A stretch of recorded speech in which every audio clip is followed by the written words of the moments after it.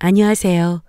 저는 드디어 무거웠던 결혼이라는 족쇄를 풀고 자유로워진 30대 여자입니다. 짧은 시간 사람의 양면성을 너무나 절실히 느껴버린 제 결혼 생활에 대해 이야기해보려 합니다. 꽃 같던 20대, 손재주가 있던 저는 옷이나 가방, 파우치 만드는 것을 좋아했어요. 늘 나는 옷이랑 가방 파는 사장님이 될 거야 속으로 생각했던 것 같아요. 그러다 무슨 용기였는지 저는 부모님 몰래 대학교 등록금을 자금으로 작은 가게를 냈습니다. 제가 디자인한 옷, 가방, 파우치 등을 만들어 팔았죠. 지금 생각해보면 무슨 패기였는지 성공하면 부모님께 말씀드려야지 생각하고 무작정 사업에 뛰어들었습니다. 성공해서 부모님 행복하게 해드릴 생각으로 김칫국 잔뜩 마시던 시절이었습니다. 사업 초반 열정만으로 시작했기에 너무 힘이 들었습니다. 수없이 많은 디자인의 가방과 파우치를 만들었는데 그만큼 시행착오도 매우 많았어요. 맨땅에 헤딩한다는 게 이런 걸까요? 저는 동시에 알바하며 근근히 힘들게 사업을 이어갔습니다. 결국 힘들게 돌아가는 저의 사업에 대해 부모님이 아시게 되었고 성공은커녕 지금 저 자신은 상가 월세 내기도 바쁜 상황이었습니다. 저는 너무나 죄송한 마음에 안절부절 못하고 부모님을 마주했는데 저희 부모님은 제 예상과 전혀 다른 반응이셨습니다. 내 딸이 이렇게 추진력 있고 깡이 있는 줄 몰랐네. 멋있다 내 딸. 하지만 내가 엄마 아빠를 속여가면서까지 하고 싶었던 일이니까 끝까지 포기하지 말고 한번 해봐. 이제는 후회도 내 몫인 거야. 그리고 엄마 가방도 예쁘게 만들어줘. 그날 정말 많이 울었습니다. 부모님께 너무너무 감사해서 눈물밖에 안 나더라고요. 그때부터 저는 더욱더 이를 악물고 열심히 했습니다. 하루 3-4시간씩 자며 대전에서 서울을 일주일에 2번씩 왔다 갔다 하며 장사를 해도 피곤한 줄 몰랐죠. 그렇게 힘들게 서울을 오가며 거의 좀비처럼 일만 하던 중 거래처에서 아르바이트 하던 한 남자가 제 마음에 들어왔습니다. 훤칠한 키에 넓은 어깨, 셔츠가 잘 어울리는 제 이상형과 가까운 남자였어요. 생각해보니 그 남자 덕에 서울에 가는 일이 힘들게 느껴지지 않았던 것 같아요. 갈 때마다 신경 쓰이던 그 남자. 잠잘 시간도 없는데 무슨 연애냐. 신경만 쓰이던 그 남자가 먼저 말을 걸어왔어요. 그 작은 몸으로 어디서 그런 에너지가 나오느냐고 따뜻한 커피를 주더군요. 목소리까지 너무 달콤하게 들렸어요. 그렇게 전화번호를 교환하게 되었고 대전 가는 길 졸릴 수도 있으니 통화를 해주겠다는 거예요. 그렇게 자연스럽게 장거리 연애가 시작되었습니다. 열심히 사는 모습이 꼭 저를 보는 것 같기도 했어요. 장거리 연애라 많이 못 봐서 힘들어하시는 분들이 많던데 저희는 전혀 아니었습니다. 제가 대전에 있을 때 남자친구가 대전에 와서 시간을 보내고 그 길로 함께 서울로 가고 제가 시장 조사를 할 때도 남자친구는 늘 함께였어요. 그렇게 왔다 갔다 거의 붙어있다시피 연애를 했습니다. 제가 힘들어하는 날이면 서울에서 대전까지 운전해주고 다시 KTX를 타고 서울로 올라가기도 할 만큼 열정적이었죠. 솔직히 제가 사업을 하는데 심적으로 많은 위로가 되었습니다. 잘생겼는데 배려심이 깊은 모습에 이런 남자가 어떻게 나한테 왔나 싶었습니다. 근데 왜 그때는 몰랐을까요? 이 남자 직장은 도대체 어떤 곳이길래 이렇게 자유로울까? 왜 단 한 번도 의심해보지 않았을까요? 그렇게 사업과 연애 모두 열심히 이어갔습니다. 그리고 드디어 제 사업에도 쨍하고 해뜰 날이 오기 시작했어요. 제가 디자인한 가방은 손님이 원하는 대로 자수를 새겨주어 세상에 하나밖에 없는 메리트 있는 제품이었습니다. 시간이 갈수록 사람들이 점점 많이 찾았고 이런 제 노력의 결실로 사업이 점점 커져 2호점, 3호점까지 내며 사업이 커졌어요. 제 기술을 배우려는 사람들도 많아져 강의도 하게 되었습니다. 악착같이 모은 돈으로 사실 돈을 쓸 시간조차 없었어요. 처음 월세를 내고 장사를 하던 건물을 인수하게 되었습니다. 물론 대출을 받긴 했지만요. 그때 엄마 아빠는 너를 믿었어 하며 자랑스러워하던 저희 부모님 표정이 잊히질 않네요. 그때까지만 해도 제가 이렇게 이혼녀가 되어 부모님께 불효하게 될 줄은 상상도 못했습니다. 이제야 좀 숨도 돌리고 주변을 바라볼 수 있는 여유가 생겨 저희 연애도 점점 더 박차를 가하게 됐죠. 이제는 이 남자 없으면 안 되겠다 싶을 정도였어요. 그쯤 저희는 속도 위반으로 아이를 갖게 되었습니다. 지금 생각해보면 남자친구는 다 계획이 있었던 것 같습니다. 변변한 직장 없이 아르바이트로 생활을 전전긍긍하던 제 남편은 제 사업이 승승장구하던 것을 알고 있었으니까요. 항상 피임하기를 꺼렸고 늘 제 생리날짜를 묻곤 했습니다. 가임기가 언제냐고 물었을 때 저는 그저 가임기에 피임을 잘하려나 보다 생각했지 그 가임기를 노렸을 거라고는 꿈에도 생각하지 못했습니다. 그리고 그때는 생리 전 예민한 저에게 맞춰주려고 그러는 줄 알고 정말 배려 깊은 사람이구나 생각했어요. 그렇게 남편의 철저한 계획에 얻은 아이 덕분에 결혼이 굉장히 빨리 진행되었습니다. 번갯불에 콩 구워 먹듯이 했던 결혼이었던 것 같아요. 예식장도 제가 원하던 예식장이 아니었고 날짜며 드레스, 신혼여행까지도 제가 원해서 이루어진 게 단 하나도 없었습니다. 그리고 결혼 준비를 하면서 모아둔 돈 하나 없는 남편의 통장 사정을 알게 되었고 집안 사정도 도움을 전혀 받지 못하는 상황이었습니다. 결국 신혼집도 제가 4, 5점을 내려고 모아둔 자금과 대출을 받아 마련했습니다. 그렇게 어느 하나 제 마음에 차지하는 결혼을 하게 되었고 신혼여행 갔을 때부터 저희는 삐걱거리기 시작했습니다. 임신하면 번뜩 뭐가 먹고 싶다고 그때 제일 예쁘고 좋은 거로 먹으라고 엄마가 말씀하신 적이 있었는데 정말 신기하게도 갑자기 빨갛게 양념한 파무침이 너무 먹고 싶은 거예요. 평소에도 국밥이 들어간 파도 곤란할 정도로 파를 싫어합니다. 그런데 그때는 지금 먹지 않으면 금방이라도 어떻게 될 것 같았어요. 당장 생대파라도 아그작아그작 씹어먹고 싶을 만큼 간절하더라고요. 그래서 신랑한테 얘기했죠. 그때 시간이 저녁 먹고 난 후 8시가 되기 좀 전이었습니다. 당장 사올게 기다려 라고 말할 줄 알았던 그가 당황한 듯 저를 보더니 그걸 꼭 지금 먹어야 해? 대파를 지금 어디에서 사? 파 먹으면 입냄새나 라고 농담처럼 웃으며 말하더라고요. 연애 때 시키지도 않은 3단 도시락을 손수 싸다 바친 그였습니다. 저희 직원들까지 모두 챙기며 주변에 부러움을 사게 해주었던 그런 남자친구였는데 말이죠. 연애 때 그런 남자친구의 모습이 너무 깊게 남아서일까요? 그래도 저는 장난이겠거니 웃어넘기며 앞으로 꽃길만 남았을 줄 알았어요. 평소에 그려왔던 행복한 결혼 생활을 그리며 들떠있던 하루하루였습니다. 제가 그리던 행복한 결혼 생활이란 특별히 거창할 것도 대단할 것도 없었어요. 내가 어떤 행동을 하든 어떤 음식을 해주든 늘 맛있게 먹어주는 나의 남자와 또 그를 닮은 아이, 그리고 그들과 함께 웃으며 맞이하는 소소한 일상들이 꿈이었습니다. 그렇게 저는 사랑하던 신랑과 소소하지만 행복한 미래를 그렸죠. 결혼 전 남자친구의 부모님은 저를 살뜰히 챙겨주셨습니다. 서울 대전을 왔다 갔다 하는 제 간식을 챙겨 남자친구에게 보냈고 늘 돈 버느라 고생이 많다며 따뜻하게 말씀해 주셨어요. 저는 제 남편이 이런 따뜻한 부모님들 밑에서 자라 그렇게 따뜻했구나 느꼈습니다. 시부모님들은 결혼 후 거의 저희에게 모든 생활을 다 맡주시는 듯 보였습니다. 회사 식당에서 근무하던 어머니는 저희에게 상의 한마디 없이 일을 그만두시고 대전으로 짐을 싸서 오셨어요. 물론 도배 일을 하시던 아버님도 함께 말입니다. 저희가 신혼여행을 하고 온 그 사이에 일어난 일이에요. 너무나 당황스러워서 표정 관리를 하지 못했습니다. 저희 집 비밀번호를 저한테 상의도 없이 알려준 남편이 원망스러웠죠.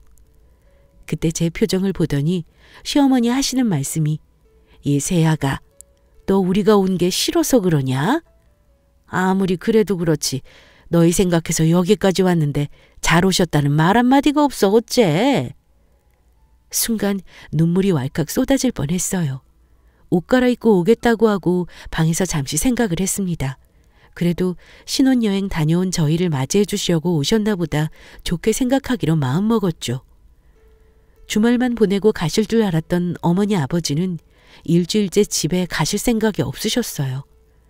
얼마 후 저녁을 먹고 있는데 어머니께서 서울 집 내놓고 우리 아이에 내려온 거야 하고 말씀하셨어요. 그 말을 듣고 머리가 울렸습니다. 아이가 태어나면 내가 봐줘야지 누가 봐줘. 생활비는 너희가 조금씩만 주면 돼. 많이도 필요 없어 우리는. 단도직입적으로 말씀하셨어요. 집은 당분간 같이 살지 뭐. 하고 집을 구하실 생각이 전혀 없어 보였습니다.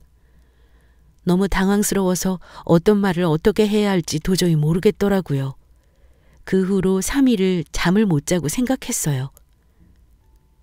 그래, 어차피 사업으로 바빠서 육아를 못할 테니 도와주시면 나도 좋지. 라고 결론을 내렸습니다. 사실 저희 부모님도 아이를 봐주실 여건이 충분히 되셨는데 시어머니는 내 손주니까 당연히 내가 봐야지. 어떻게 외갓집에 내 애를 맡겨? 하셨어요. 어머님이 하시는 말씀 족족 저에게는 가시로 들렸지만 하나하나 다 상처받다가는 견딜 수가 없겠다는 생각이 들어서 차라리 귀를 닫아버리기로 했죠. 그리고 태어날 아이는 많은 사랑을 받겠다고 말도 안 되게 긍정적으로 생각해 버렸습니다. 어쨌든 저희를 생각해 주시는 그 마음이 감사해 대전에 거주하실 집은 제가 마련해 드리기로 했습니다. 집을 구하실 생각이 전혀 없어 보였고 그렇다고 같이 살자니 제 수명이 짧아질 것 같았거든요. 20평대 빌라를 알아보던 중 어머니는 나중에 우리 아기도 와 있어야 하는데 우리가 어떻게 그렇게 좁은 집에 살아? 30평대는 살아야지.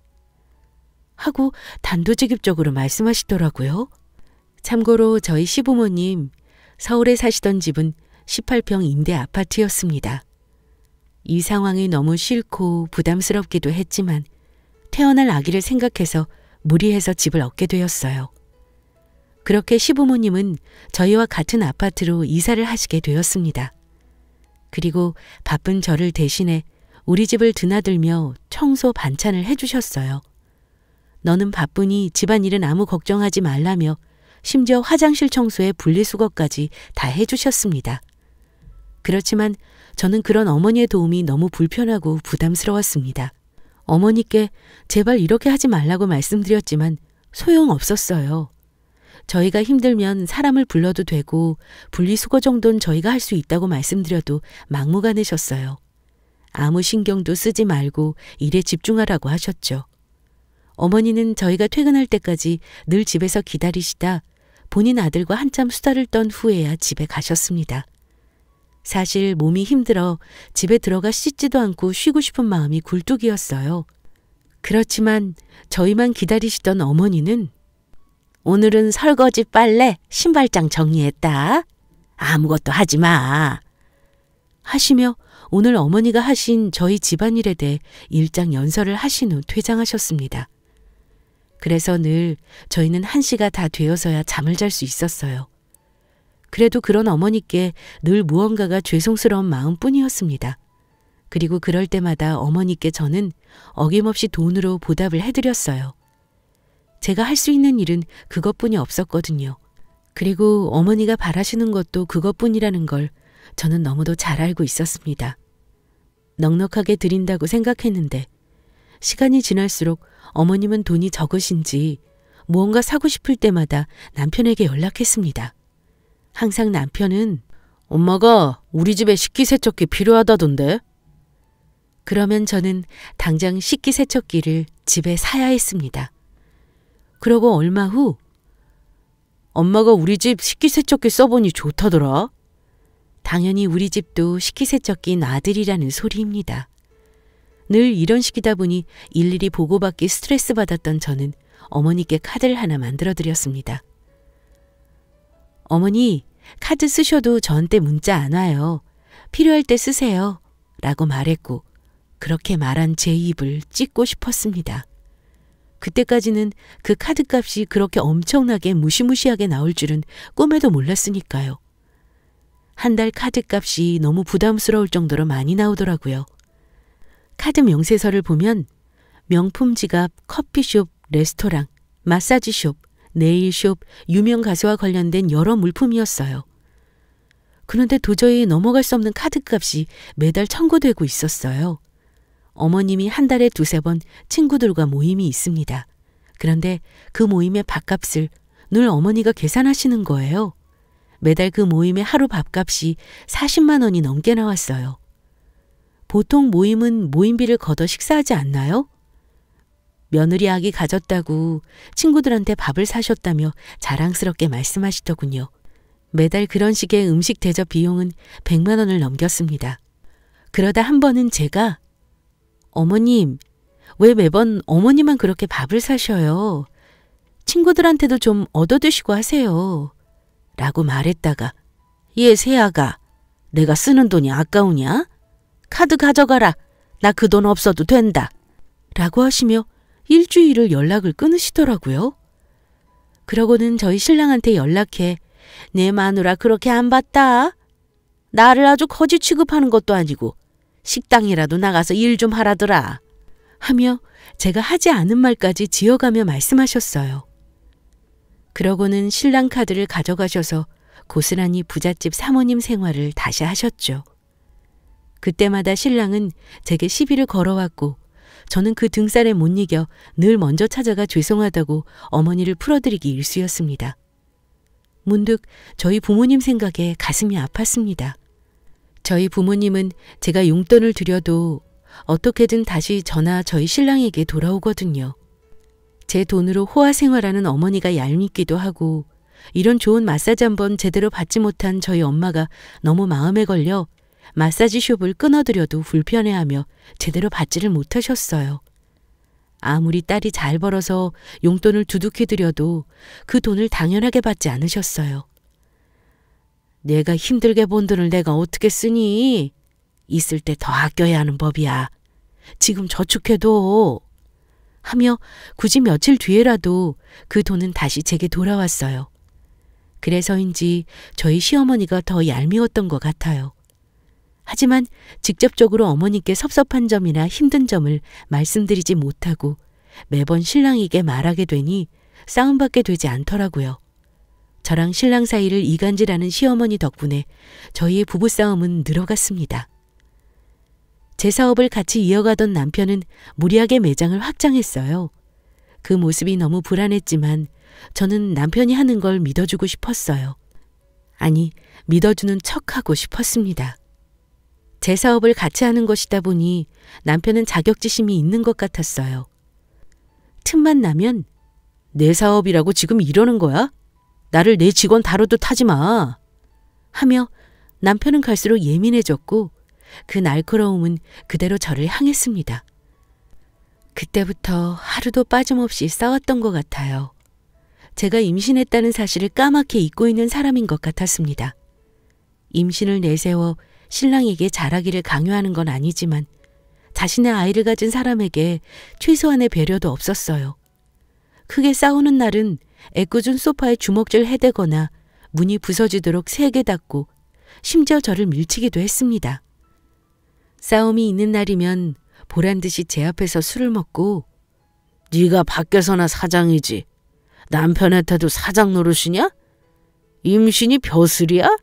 하며 저를 공격했습니다. 제가 처음 봤던 배려심이 깊고 따뜻했던 남자는 그 어디에도 없었습니다. 너무 괴로운 하루하루였어요. 그렇지만 그 순간에도 저는 아이 생각밖에 없었습니다. 뱃속에 내 아이가 혹시 놀라지는 않을까, 이 상황을 다 듣고 있지는 않을까 너무 걱정됐습니다. 신랑의 예민함은 시부모님 앞에서 더 심했던 것 같아요. 시부모님이 계실 때면 제게 더 큰 소리를 치던 남편이었습니다. 우리 엄마가 무슨 우리 집 식모냐? 돈 몇 푼 준다고 우리 엄마 무시하지 마. 말도 안 되는 트집으로 제 피를 말려갔습니다. 그럴 때마다 시어머니는 말리기는커녕 더 기름을 들이부었습니다. 내가 너희 집 살림해주다가 손목이 너덜너덜하고 허리에 디스크도 생겼다며 꼭 저희가 있는 앞에서 허리에 손목에 보호대를 하고 계셨어요. 도대체 친정에서 뭘 배우고 왔는지 알 수가 없다며 저희 친정 부모님까지 들먹거리셨죠.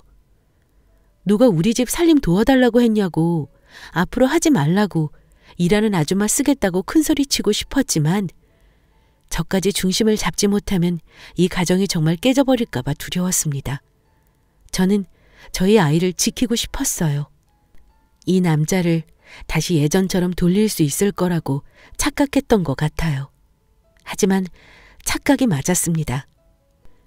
제가 혹시나 해서 한 번 양보하면 두 번, 세 번을 더 기고만장했어요. 더 이상의 싸움이 싫어. 그래, 내가 미안해. 다시는 안 그럴게. 라고 말하면 너는 거기서부터 잘못이야. 내 표정도 지금 나를 자식 보듯 하잖아. 라며 싸움을 이어갔죠. 끝이 보이지 않고 너무나 막막했습니다. 문득 이런 환경에서 내 뱃속의 아이가 제대로 자랄 수 있을까 하는 걱정으로 늘 하루하루 마음을 졸였죠. 이 아이를 불행하게 하고 싶지 않은데 내가 지켜주지 못하면 어쩌지, 그런 걱정들 뿐이었습니다. 그러던 어느 날 아침부터 이상하게 배가 아팠어요. 원래도 장이 좋지 않았고 요즘 스트레스를 받아 속이 불편하다고만 생각했어요. 마음이 불편했지만 힘든 발걸음으로 출근했습니다. 매장에 도착했는데 밑에서 무언가 왈칵 흐르는 게 느껴졌어요. 그때 직감적으로 느꼈습니다. 내 뱃속의 아이도 다 느끼고 있었구나. 내가 받은 스트레스를 내 아이도 고스란히 받고 있었구나. 너무나 불안하고 초조한 마음으로 병원으로 향했죠. 병원에 어떻게 갔는지 기억이 나지 않을 정도였어요. 병원에 가는 순간 신랑한테 전화를 걸었어요. 자기야, 나 지금 병원에 가는 길이야. 배가 많이 아프고 너무 불안해. 했더니 돌아오는 대답은 정말 없던 정마저 뚝 떨어지게 했어요. 너 어제 싸웠다고 지금 연기하냐? 그 뒷말이 나오기 전에 끊어버렸습니다. 그 순간 저는 제 아이가 듣고 있고 이 모든 걸 느끼고 있었다는 걸 알았기에 더 전화기를 붙잡고 그 짐승 같은 새끼의 말을 듣고 있을 수 없었어요. 그렇게 병원에 도착했고 다급한 의사 선생님 소리, 분주한 간호사 선생님들의 움직임을 느끼며 잠이 들었던 것 같습니다. 얼마나 자고 일어났는지 모르겠어요. 간호사 선생님은 저를 안타까워하며 제 손을 꼭 잡아주었습니다. 정신이 드세요? 괜찮으세요? 라고 연신 물었고 저는 제 아이에 관해 묻지 않았습니다. 제 아이를 지키지 못했다는 걸 직감적으로 알았으니까요. 그 말을 들으면 하늘이 무너져 내릴 것 같았어요. 친정엄마가 옆에 계셨고 그렇게 한참을 엄마와 부둥켜 안고 울었습니다. 정말 어린아이처럼 꺼이꺼이 울었던 것 같아요. 그 후로 저는 또 잠이 들었고 한참이 지난 후 잠에서 깨어보니 남편과 시어머니가 와 있었어요. 아이를 지키지 못한 것은 고스란히 제 탓이었습니다. 남편도 어머니도 아이를 잃고 누워있는 저를 향해 돌을 던졌어요. 남편 믿고 사업을 맡기지 왜 무리해서 애 하나를 못 지켰냐. 애가 몸이 저렇게 약해서 어디다 쓰겠냐. 아직도 제 귓속에 생생합니다. 그 말을 들으신 저희 친정엄마가 듣다 못해 지금 아파서 누워있는 애한테 어떻게 그렇게 말씀하실 수 있어요. 지금까지 저희 애한테 이런 식으로 대하신 겁니까? 늘 차분하던 엄마가 그렇게 화를 내시는 모습은 처음 봤어요. 아니, 내가 속상해서 그러죠. 속상해서. 그 후로 시어머니는 아무 말 하지 못했습니다. 한마디 더 했다가는 정말 저희 엄마가 가만히 있지 않을 것 같았거든요. 모두 다 제 탓을 해도 가장 힘든 것은 저 자신이 제 탓을 하고 있다는 것이었습니다. 그런 거지 같은 인간들 때문에 내가 내 아이를 지키지 못했다는 죄책감에 잠을 이룰 수가 없었습니다. 극심한 우울증에 시달렸어요. 밥도 먹지 못하고 일도 하지 못했습니다. 집에서 수면제를 먹고 자고 눈을 뜨면 울고 또다시 수면제를 먹고 자고 반복이었어요. 제 손길이 없는 사업은 점점 방향을 잃어갔어요. 무리하게 확장했던 남편의 매장은 밑빠진 독에 물붓기였고 그 뒷수습을 하느라 2호점, 3호점을 처분해야 할 수밖에 없었습니다. 너무나 힘들게 일군 제 자식 같은 매장들이 없어지는 것을 보고 저는 억장이 무너졌습니다. 그런데 제 남편은 전혀 그래 보이지 않았어요. 여직원과 실없는 농담 따먹기나 하며 또 다른 사업을 구상하고 김칫국만 마시고 있었죠. 매장이 어려워져 어머니께 드리던 용돈은 당연히 드릴 수 없었어요. 사실 돈도 돈이지만 정이 떨어져 드리고 싶은 마음 자체가 없었죠. 그렇게 저는 이혼을 준비하고 있었습니다. 이 상황에 어머님은 아니, 내가 너희 집 살림하면서 몸이 다 망가져 밖에 나가 일을 할 수도 없는데 주던 돈을 그렇게 딱 끊으면 나보고 어떻게 생활하라는 거냐? 하며 큰 소리 쳤어요. 정말 그 입을 당장 막아버리고 싶었지만 상대하지 않았습니다. 대출이자를 도저히 감당할 수 없어 어쩔 수 없이 저희가 살고 있던 집을 처분하고 시댁으로 들어갔어요. 물론 마음으로는 이 인간들을 내쫓을 생각으로 그 집에 들어가게 되었습니다. 조금만 기다려라. 급한 일 마무리되면 너희 다 알몸으로 내쫓을 테니까. 속으로 이를 갈았죠. 회복도 되지 않는 몸으로 아등바등해서 겨우 1호점은 건졌습니다. 그렇게 일이 잘 해결되고 녹초가 되어 집에 들어갔어요. 집은 엉망이었습니다. 늘 제가 퇴근할 때까지 어머님 아버님은 식사도 하지 않고 기다리셨어요. 배고픈데 왜 이렇게 늦게 들어오냐고 늙은이들 굶겨 죽일 셈이냐며 늘 호통을 치셨죠. 먹고 싶은 것도 참 그날그날 가지각색이었습니다. 어느 날은 깻잎을 잔뜩 사다 놓고 깻잎 장아찌를 담가라. 어느 날은 기력이 없으니 친정엄마한테 보양식 좀 해서 보내달라고 해라. 남편은 정말이지 여전히 남의 편이었습니다. 더는 참지 않았습니다. 깻잎 드시고 싶으시면 직접 해서 드세요. 저 귀하게 자라서 그런 거 할 줄 몰라요. 그리고 저희 엄마 자꾸 말씀하시는 거 굉장히 불편해요. 그때 어머니 눈이 개구리 왕눈이 눈이 되더라고요. 그러고는 이혼 서류를 남편한테 집어던졌습니다. 이혼 서류를 본 저희 어머니가 하는 말은 더 가관이었어요. 그래, 이혼하려면 해라. 나도 너 같은 며느리랑 도저히 못 살겠다. 이 집에서 당장 나가. 제가 왜 제 집에서 나가요? 당신들이 나가야지. 집 내놨으니까 이번 주 안으로 짐 싸서 나가세요. 하고 방으로 들어와 버렸습니다. 그때까지만 해도 어머니는 그 집이 본인 아들 명이라고 생각했던 것 같습니다. 도대체 어디서 그런 발상이 나왔을까요? 그제야 제 남편이 제 바짓가랑이를 잡고 싹싹 빌더군요. 있는 힘껏 걷어차고 그 길로 제 짐을 싸서 친정으로 갔습니다. 다음 날 신랑이 타고 다니던 제 명의의 차와 시아버지가 타고 다니던 차도 중고로 팔았습니다. 가지고 있던 제 물건도 팔려고 보니 3년 만에 가격이 거의 3배 가까이 뛰었더라고요. 그래서 현재 힘들지만 팔지 않기로 했습니다. 그걸 어떻게 알았는지 저희 시어머니 장문의 문자가 왔습니다.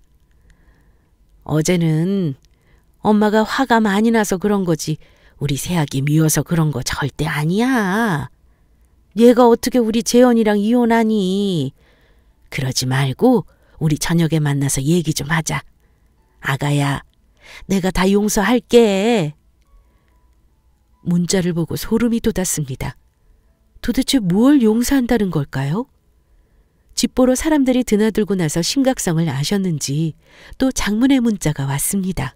너 그렇게 안 봤는데 애가 진짜 독하다. 네가 가지고 있는 건물도 그렇게 가격이 뛰었는데 다 재산분할 신청할 거니까 그렇게 알아라. 정말 추하다는 생각이 들더라고요. 신랑이 저희 친정으로 와서 무릎을 꿇고 빌었습니다. 다시는 시부모님 안 보고 살게 해주겠다고 하더라고요. 본인의 잘못은 전혀 없는 줄 알았나 봐요. 화가 난 저희 아빠, 어디 남의 귀한 딸 데려가서 이렇게 마음고생을 시켜?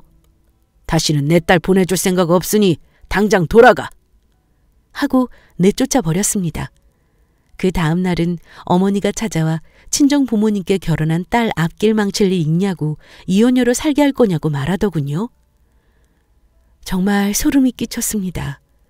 저희 아빠 단단히 화가 나셔서 더 빨리 데리고 오지 못해서 제가 지금 평생 한으로 남을 것 같습니다. 다시는 볼 일 없으니 당장 가세요. 그리고 다시 찾아오지 마세요. 하고 울부짖듯 말했습니다. 아빠가 그렇게 화가 난 모습은 태어나 처음 봤어요. 그리고 그날 밤 아빠가 제게 말하셨어요. 이혼한 거 그거 아무것도 아니라고. 엄마 아빠한테 미안한 생각 절대 하지 말라고. 아주 잘 왔다며 저를 안아주셨어요. 정말 오랜만에 느껴보는 아빠의 따뜻한 품이었습니다. 이렇게 따뜻한 집에서 사랑받던 저였는데 왜 그렇게 천대를 받으며 진작 나오지 못했을까요? 더 이 구질구질한 인간들한테 내 피 같은 돈과 시간을 쓸 수 없었습니다. 저를 맨몸으로 내쫓으려고 했던 그 가족들은 그렇게 그 집에서 버티다가 결국 새 주인이 이사 들어오기 전 도망가듯 나갔다네요. 그렇게 저는 이혼을 했습니다. 다행히 결혼 유지 기간도 얼마 되지 않아 재산 나눌 것도 없었습니다. 어디서 어떻게 살고 있는지 궁금하지도 않고 평생 들려오지도 않았으면 좋겠네요. 저는 조금씩 몸도 회복하고 겨우 살린 이로점도 열심히 다시 키우고 있습니다. 사랑에 눈멀어 날린 수많은 돈과 시간, 이제는 인생 공부했다 치고 훌훌 털어버리려고 합니다. 긴 글 들어주셔서 감사합니다.